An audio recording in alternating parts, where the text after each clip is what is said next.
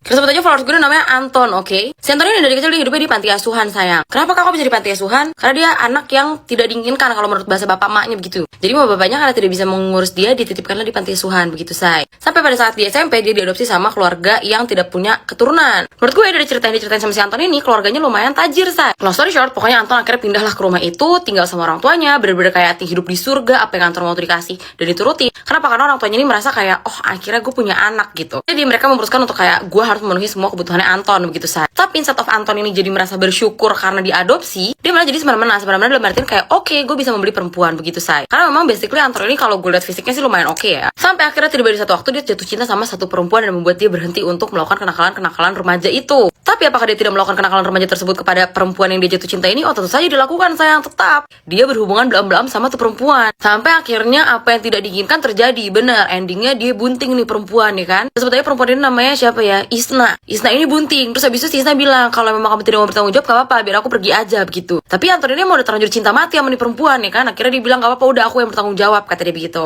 Terus pada saat mau bertanggung jawab itu, apakah hubungan akan jadi mulus? Tidak. Ternyata Isna ini punya suami, say, dan punya anak masih kecil. Akhirnya mereka berantem, cekcok dan segala macam sampai akhirnya si Isna ini memutuskan untuk pisah sama si lakinya dan memilih untuk hidup sama si Anton. Kenapa? Karena Anton lebih tajir, say, daripada lakinya. Dan ini urusan sama lakinya beres, sekarang urusan sama mama bapaknya Anton, ya kan? Ngobrol lah sama mama bapaknya Anton, akhirnya diterima lah tuh, terus pindahlah dia ke rumah itu, ya kan? Pada saat pindah itu, dia tuh memindahkan barang-barangnya ke dalam kamarnya Anton karena ya udahlah udah kepalang begitu juga, udah tinggal aja sekamar begitu. Pas lagi masuk kamar Anton, si Isna ini kayak tertegun gitu melihat satu sisi. Lo tau dia ngeliatin apa? Dia ngeliatin foto anak kecil. Habis itu Isna nanya kayak, ini siapa, kok kamu bisa punya foto ini? Terus Anton jawab, itu gue, gitu kan. Terus Isna bilang, gak mungkin, ini anak saya, begitu. Lah itu gue, gitu kan. Terus habis itu si Isna nanya, kamu pernah tinggal di panti asuhan ini? Disebutin Anton nama panti asuhannya. Jawab sama Anton, iya pernah, dari saya bayi, gitu kan. Situ baru ketahuan kalau misalnya ternyata Isna ini adalah ibu dari Anton, haha. Jadi selama ini dia belam-belam sama ibunya sendiri. Dia menghamili ibunya sendiri. Terus kalau misalnya kalian pikir mereka sudah selesai hubungannya, tidak saya. Masih lanjut, tapi anaknya digulin. Karena kenapa? Karena takut jadinya anaknya kenapa-kenapa begitu. Dan dia memutuskan untuk tidak memberitahu orang tuanya Anton. Dan mereka masih tetap belam-belam lanjut.